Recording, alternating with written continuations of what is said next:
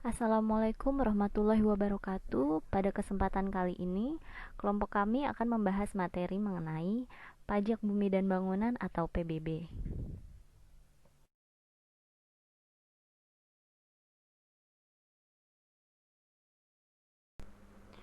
Sebelum kami mempresentasikan materi yang kami bawakan, perkenankan terlebih dahulu anggota tim kami. Yang pertama ada Azahra Hafianti, kemudian ada Husnayul Lestari, ada Lulu Adenia, Melinia Kusuma Dewi, dan Mutia Rahmadanti.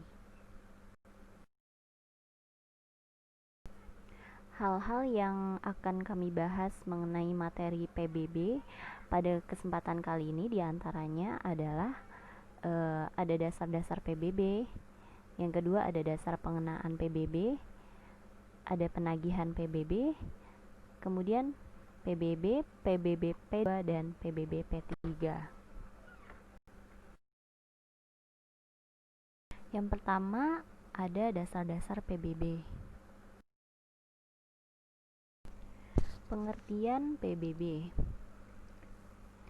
Pajak bumi dan bangunan adalah pungutan atas tanah dan bangunan yang muncul karena adanya keuntungan dan atau kedudukan sosial ekonomi bagi seseorang atau badan yang memiliki suatu hak atasnya atau memperoleh manfaat daripadanya. Di dalam Undang-Undang PBB tidak tercantum secara eksplisit pengertian pajak bumi dan bangunan, tapi yang ada hanyalah objek dan subjeknya.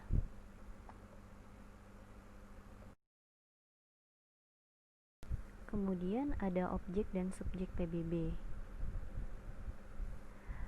Objek PBB di sini adalah bumi dan bangunan, sedangkan subjeknya adalah orang pribadi dan badan. Bumi di sini yang dimaksud adalah permukaan bumi atau tanah dan perairan dan tubuh bumi yang ada di pedalaman serta laut wilayah Indonesia. Sedangkan bangunannya adalah konstruksi teknik yang ditanam atau dilekatkan secara tetap pada tanah dan atau perairan. Contohnya untuk objek bumi adalah sawah, ladang, kebun, tanah, pekarangan, dan tambang.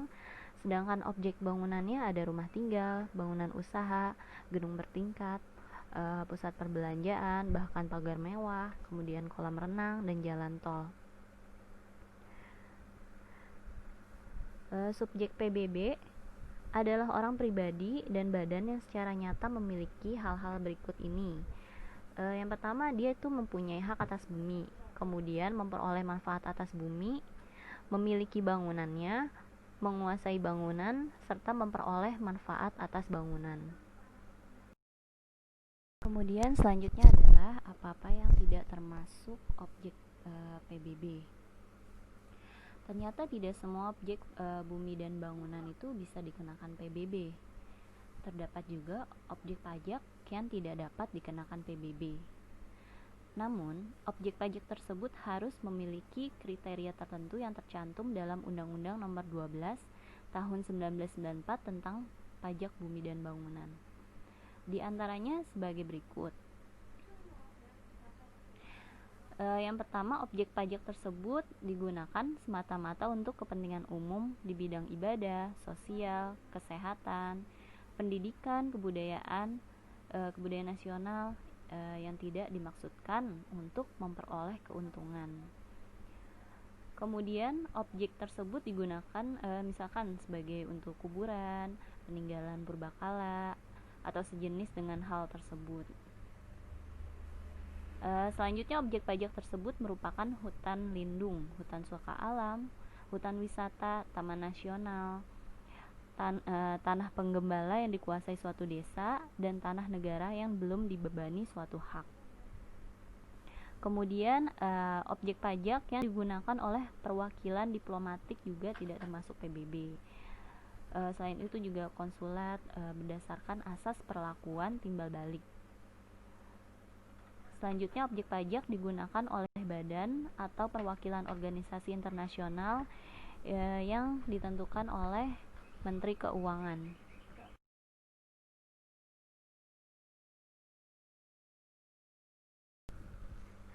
Undang-undang yang mengatur pajak bumi dan bangunan. Pajak bumi dan bangunan dikenakan terhadap objek pajak berupa tanah dan bangunan yang didasarkan pada asas kenikmatan dan manfaat dan dibayar setiap tahun. PBB, pengenaannya didasarkan pada Undang-Undang Nomor 12 Tahun 1985 tentang Pajak Bumi dan Bangunan, sebagaimana telah diubah dengan Undang-Undang Nomor 12 Tahun 1994. Namun demikian, dalam perkembangannya, PBB sektor pedesaan dan perkotaan menjadi pajak daerah yang diatur dalam Undang-Undang Nomor 28 Tahun 2019 tentang Pajak Daerah dan Retribusi Daerah atau PDRD pada pasal 77 sampai dengan pasal 84 mulai tahun 2010. Maka, kewenangan dalam pemungutan pajak bumi dan bangunan serta pedesaan dan perkotaan atau PBBP 2 telah diserahkan ke pemerintah kabupaten atau kota. Sedangkan untuk PBB sektor pertambangan, perhutanan, dan perkebunan atau PBBP 3 masih di bawah wewenang pemerintah pusat melalui DJP. Dalam bab 1 diatur tentang ketentuan umum yang memberikan penjelasan tentang istilah-istilah teknis atau definisi-definisi PBB. Misalnya, seperti pengertian bumi. Bumi adalah permukaan bumi dan tubuh bumi yang ada di bawahnya. Pengertian ini berarti bukan hanya tanah permukaan bumi saja, tetapi betul-betul tubuh bumi dari permukaannya sampai dengan magma, hasil tambang, gas, material, yang lainnya. Kemudian bangunan.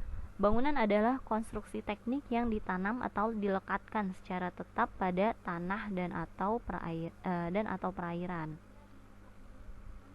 Dalam pasal 77 ayat 2 Undang-Undang PDRD disebutkan bahwa termasuk dalam pengertian bangunan adalah 1. Jalan lingkungan yang terletak dalam suatu kompleks bangunan seperti hotel, dan emplasemennya dan lain-lain yang satu kesatuan dengan kompleks bangunan tersebut. Kemudian ada jalan tol, kolam renang, pagar mewah, tempat olahraga, galangan kapal, dermaga, taman mewah, tempat penampungan atau kilang minyak, air dan gas, pipa, fasilitas lain yang memberikan manfaat.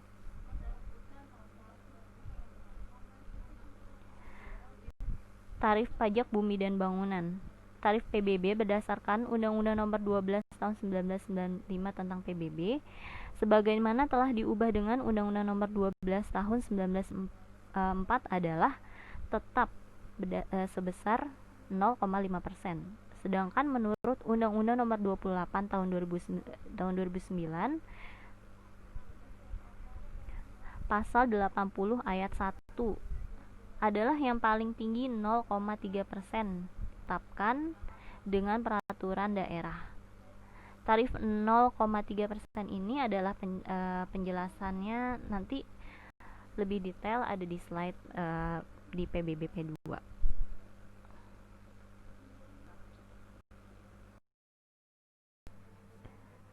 Selanjutnya ada dasar pengenaan PBB.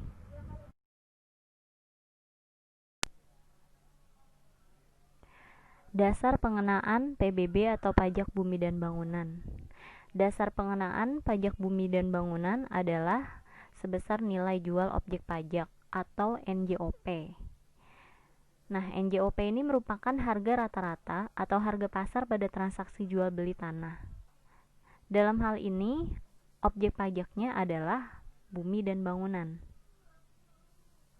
Dasar penetapan NJOP untuk bumi adalah berdasarkan letaknya, pemanfaatan, peruntukan, dan kondisi lingkungan. Sedangkan dasar penetapan P untuk bangunan adalah bahan yang digunakan dalam bangunan, rekayasa, kemudian letak, serta kondisi lingkungan.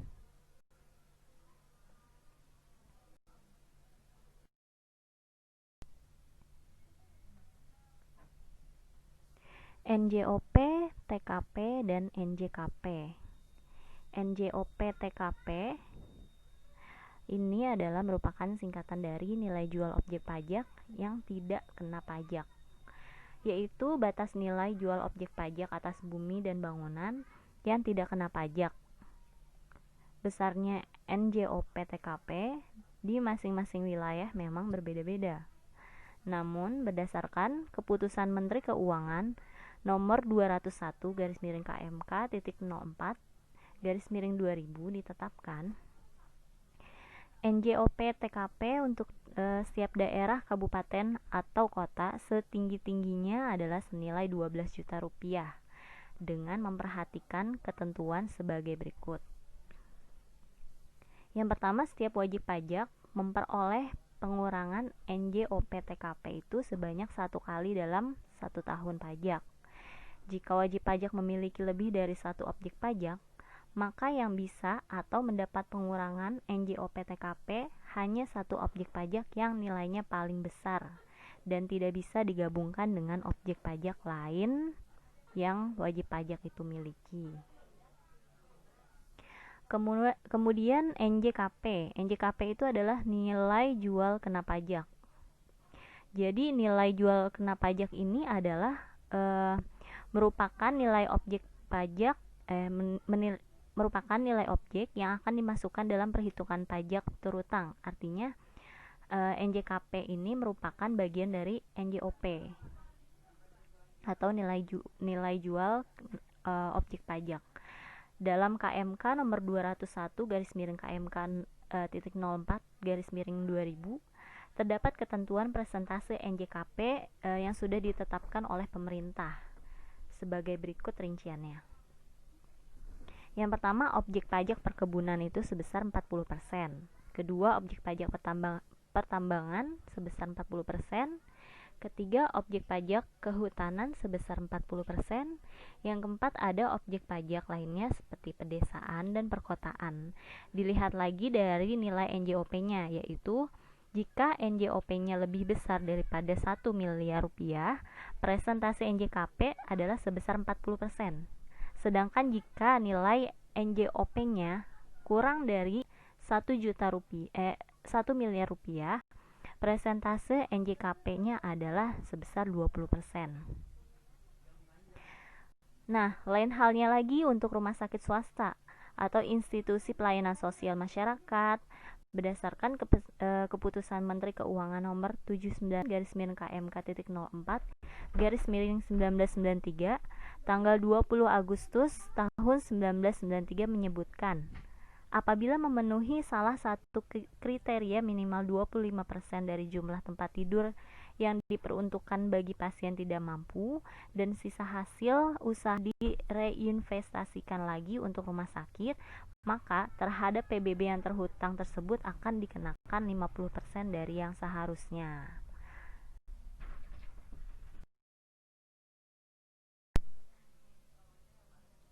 Selanjutnya adalah pembahasan mengenai penagihan.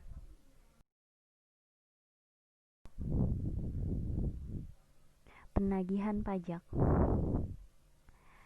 Penagihan pajak adalah serangkaian tindakan agar penanggung pajak melunasi utang pajak dan biaya penagihan pajak dengan menegur atau memperingatkan. Melaksanakan penagihan seketika dan sekaligus, memberitahukan surat paksa, mengusulkan pencegahan, melaksanakan penyitaan, melaksanakan penyanderaan, kemudian menjual barang yang telah disita. Dasar penagihan PBB adalah surat pemberitahuan pajak terutang atau SPPT, kemudian surat ketetapan pajak atau SKP, dan surat tagihan pajak atau STP. Berikut adalah pelaksanaan penagihannya. Yang pertama, Kepala Kantor Pelayanan PBB atau Kepala KPP Pratama dapat melaksanakan tindakan penagihan PBB apabila pajak yang terutang sebagaimana tercantum dalam STP PBB tidak atau kurang dibayar setelah lewat jatuh tempo. Setelah itu, penerbitan ST atau surat teguran sebagai awal tindakan pelaksanaan penagihan pajak dilakukan segera setelah 7 hari sejak saat jatuh tempo. Nah, kemudian setelah lewat 21 hari sejak diterbitkannya surat teguran, jumlah utang pajak yang masih harus dibayar tidak dilunasi oleh penanggung pajak, Kepala KP PBB atau Kepala KPP Pratama akan menerbitkan surat paksa atau SP. Kemudian setelah lewat 2 kali 24 jam sejak SP diberitahukan kepada penanggung pajak, jumlah utang pajak yang masih harus dibayar tidak dilunasi, maka Kepala KPP segera menerbitkan surat perintah melaksanakan penyitaan atau SPMP. Setelah lewat 14 hari sejak tanggal pelaksanaan penyitaan masih tidak dilunasi juga, maka Kepala KPP segera melaksanakan pengumuman lelang. Setelah lewat 14 hari sejak tanggal pengumuman lelang masih tidak dilunasi, maka Kepala KPP Pratama segera melakukan penjualan barang sitaan tersebut melalui kantor lelang.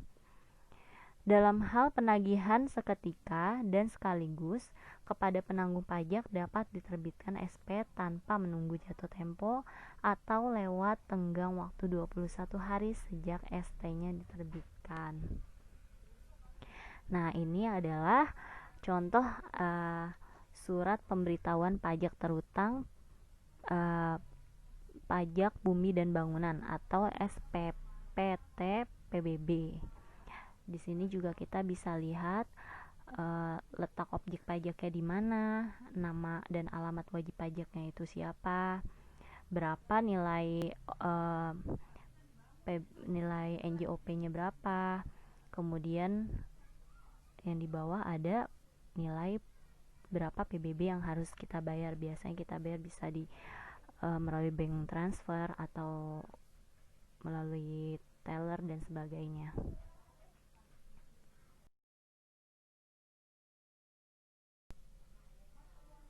Contoh perhitungan PBB.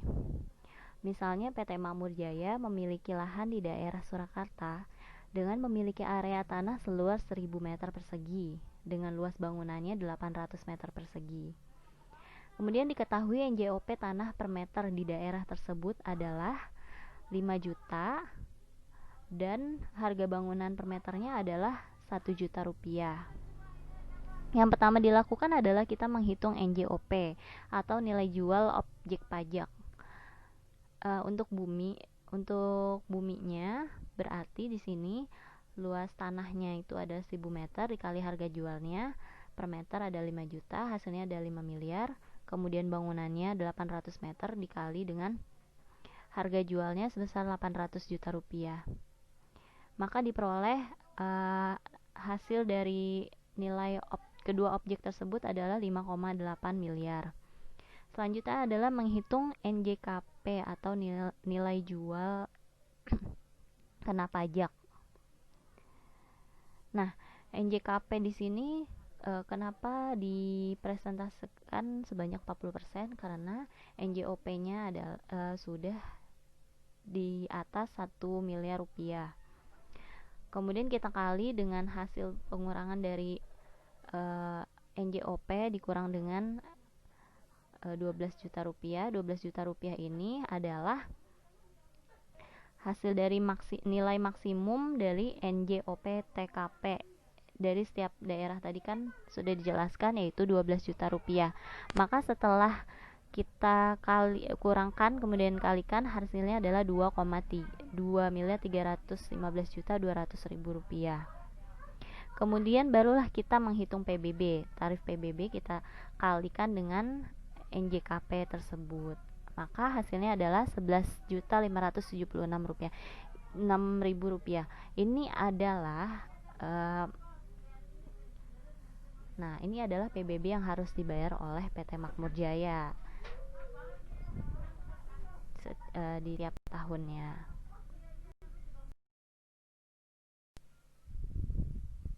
Contoh perhitungan PBB rumah sakit. Misalnya RS Ibu dan Anak memiliki data-data pada tahun 2011 sebagai berikut. Ada objek bumi dan objek bangunannya. Objek buminya itu tanah sebelah timur, barat, utara, serta luasnya berapa per meter, luasnya berapa meter, serta harganya berapa per meter. Kemudian bangunan, ada gedung 1, 2, dan 3. Kemudian yang melekat pada gedung tersebut ada jalan lingkungan, ada pembangkit listrik, dan lapangan parkir, serta jumlah luasnya dikali dengan harga per meternya. Setelah itu kita menghitung PBB. Untuk NJOP bumi totalnya diperoleh 75.697.500.000 rupiah, dan untuk NJOP bangunannya diperoleh 12.636.200.000 rupiah.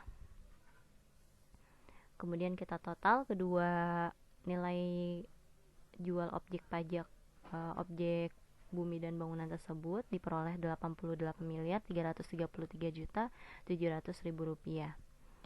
Setelah itu kita cari nilai jual kena pajaknya, maka kita kalikan dengan presentasinya 40% dikali dengan total NJOP dari kedua objek tersebut, terus kita kurangkan dengan yang tadi NJOP TKP-nya maksimal 12 juta rupiah. Maka hasilnya adalah 35.328.680.000 rupiah. Setelah itu kita kalikan dengan 0,5% tarif PBB. Nah, tarif PBB-nya 0,5%, maka hasilnya 176.643.400 rupiah. Setelah itu kita kalikan lagi dengan 50%. Yang tadi sesuai dengan peraturan KMK 04 tahun 93 itu, yang kalau jumlah tempat tidur ada 25% minimal dari jumlah tempat tidur diperuntukkan bagi pasien tidak mampu pada sisa hasil usaha yang diinvestasikan lagi untuk rumah sakit, maka terhadap PBB yang terhutang tersebut akan dikenakan 50% dari yang seharusnya. Maka kita peroleh 88.321.700 rupiah. Nah, ini adalah nilai yang harus rumah sakit ibu dan anak bayar setiap tahunnya.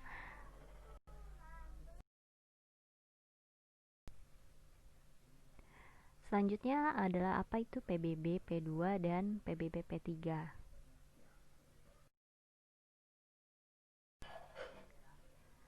PBB P2. Nah, PBB P2 ini adalah singkatan dari Pajak Bumi dan Bangunan Pedesaan dan Perkotaan. Merujuk pasal 1 angka 37 Undang-Undang PDRD, PBB P2 adalah pajak atas bumi dan atau bangunan yang dimiliki, dikuasai dan atau dimanfaatkan oleh orang pribadi atau badan, kecuali kawasan yang digunakan untuk kegiatan usaha perkebunan, perhutanan, dan pertambangan. Objek dari PBB P2 ini adalah bumi bangunan yang ada di wilayah perkotaan dan pedesaan, misalnya rumah, apartemen, rumah susun, hotel, pabrik, tanah kosong, dan sawah.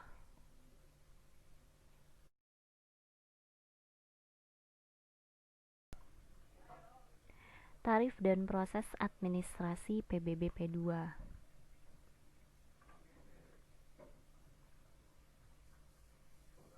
Berdasarkan Undang-Undang tentang Pajak Daerah dan Retribusi Daerah Nomor 28 Tahun 2009, Pasal 80 Ayat 1, tarif maksimal yang ditetapkan untuk PBB P2 adalah 0,3%. Kemudian masih dalam undang-undang yang sama, Pasal 77 Ayat 4 menyebutkan besarnya NJOP TKP untuk PBB P2 ditetapkan paling rendah adalah 10 juta untuk setiap wajib pajak. Dalam dasar perhitungan PBB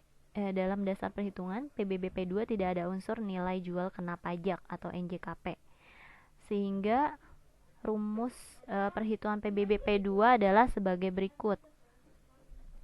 PBB P2 sama dengan tarif dikali nilai objek pajak bumi ditambah nilai objek pajak bangunan dikurang dengan nilai objek pajak tidak kena pajak.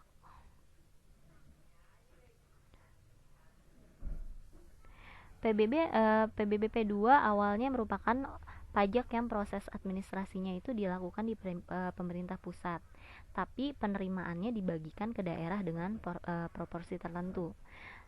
Nah, kemudian guna meningkatkan akuntabilitas pengelolaan keuangan daerah, maka paling lambat per 1 Januari 2014 seluruh proses pengelolaan PBB P2 itu akan dilakukan oleh pemerintah daerah. Kemudian terdapat 4 dasar pemikiran dan alasan pokok dari pengalihan PBB P2 tersebut menjadi pajak daerah sesuai dengan Kemenkeu 2014. Yang pertama, berdasarkan teori, PBB P2 itu lebih bersifat lokal, visibilitas objek pajak tidak berpindah-pindah atau immobile, dan terdapat hubungan erat antara pembayar pajak dan yang menikmati hasil pajak tersebut, the Benefits Tax Link Principle. Nah, yang kedua itu pengalihan PBB P2 diharapkan dapat meningkatkan pendapatan asli daerah atau PAD, sekaligus memperbaiki anggaran pendapatan belanja daerah. Yang ketiga, untuk meningkatkan pelayanan masyarakat, akuntabilitas dan transparansi dalam pengelolaan PBB P2. Yang keempat, berdasarkan praktik di banyak negara, ternyata PBB P2 atau property tax termasuk dalam jenis pajak daerah atau local tax.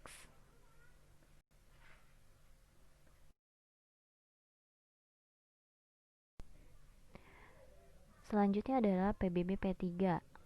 Nah, apa sih PBB P3? PBB P3 adalah pajak bumi dan bangunan perkebunan, perhutanan, dan pertambangan. Sama seperti pada PBB P3 juga merupakan pajak yang proses administrasinya dilakukan di pemerintah pusat. Nah, PBB P3 ini memiliki objek sebagai berikut. Yang pertama adalah sektor perkebunan. Objek pajak sektor perkebunan ini adalah objek pajak bumi dan bangunan yang dimiliki, dikuasai, dan atau dimanfaatkan oleh orang pribadi atau badan yang digunakan untuk kegiatan usaha perkebunan yang diberikan hak guna usaha perkebunan. Kemudian yang kedua adalah sektor perhutanan. Objek pajak sektor perhutanan ini adalah bumi dan atau bangunan yang digunakan untuk kegiatan usaha perhutanan yang diberikan hak pengusahaan hutan. Objek pajak bumi di dalam sektor perhutanan terdiri dari areal produktif, areal belum produktif, areal emplacement, dan areal lainnya. Kemudian ada sektor pertambangan. Bahan galian strategis dalam arti strategis bagi pertahanan dan keamanan serta perekonomian negara, antara lain seperti minyak bumi, bitumen cair, lilin bumi, gas alam, bitumen padat, aspal, batu bara, uranium, dan bahan radioaktif lainnya, nikel, serta timah. Sektor pertambangan adalah objek pajak bumi dan bangunan yang meliputi area usaha pertambangan bahan-bahan galian dari semua jenis golongan bahan galian strategis, bahan galian vital, dan bahan galian lainnya. Pajak bumi dan bangunan sektor pertambangan dapat diklasifikasikan menjadi 3, yaitu pertambangan mineral dan batu bara atau minerba, kemudian ada pertambangan minyak dan gas bumi atau migas, yang ketiga adalah pertambangan energi panas dan bumi.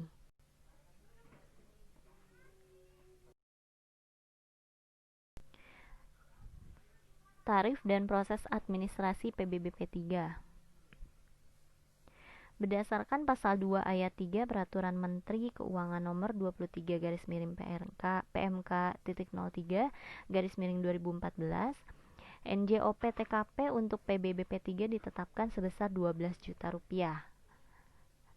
Kemudian tarif NJKP PBB P3 itu nggak berbeda dengan PBB, yaitu 0,5% dan 20% apabila NJOP-nya itu di bawah 1 miliar rupiah, dengan maksimal 40% apabila NJOP-nya itu di atas 1 miliar rupiah.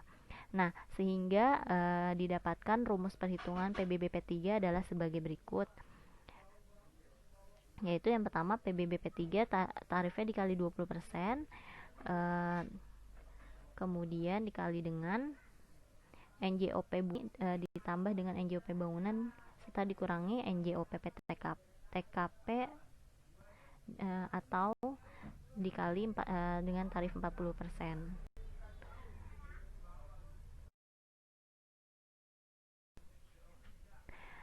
Sekian presentasi dari kelompok kami. Kurang lebihnya mohon maaf. Terima kasih sudah mendengarkan dan menonton video ini. Semoga bermanfaat buat teman-teman semua. Assalamualaikum warahmatullahi wabarakatuh.